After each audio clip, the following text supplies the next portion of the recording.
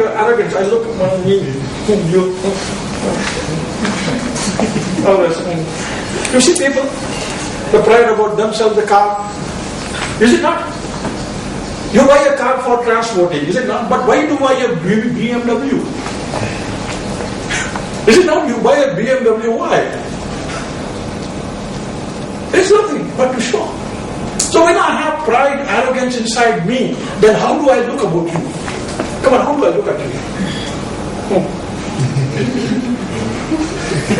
Is it not? So if I am that way, how do I speak to you? In what way I talk to you?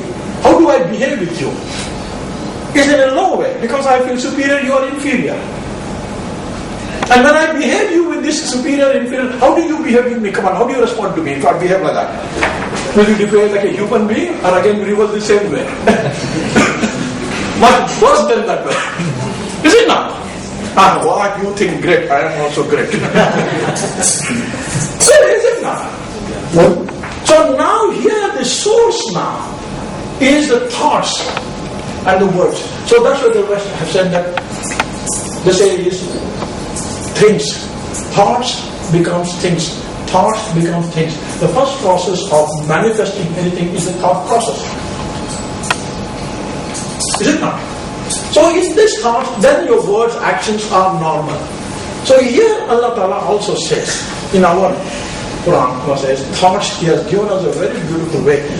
Allah says, every good thought you have in your mind, you will be rewarded one. If you have a good thought. So having a good thought, does it make any efforts? Just be sitting down and thinking good of people, thinking of good of things, does it have any efforts?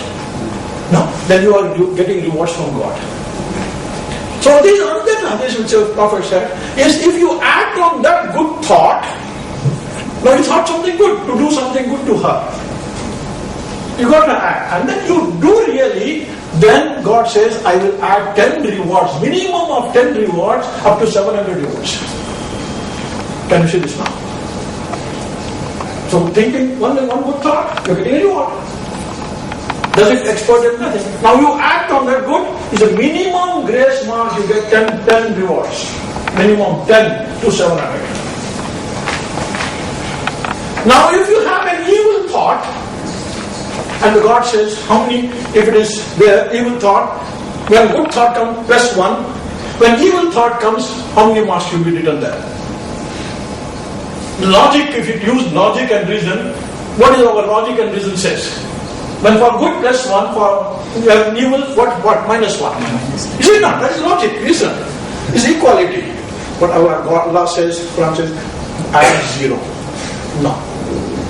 If you have evil thought in you, unless you don't act on it, you are not being punished, not being saved.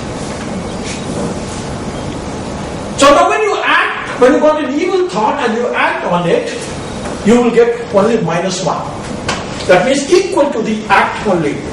Now you see here, what does Allah encouraging us to produce from this?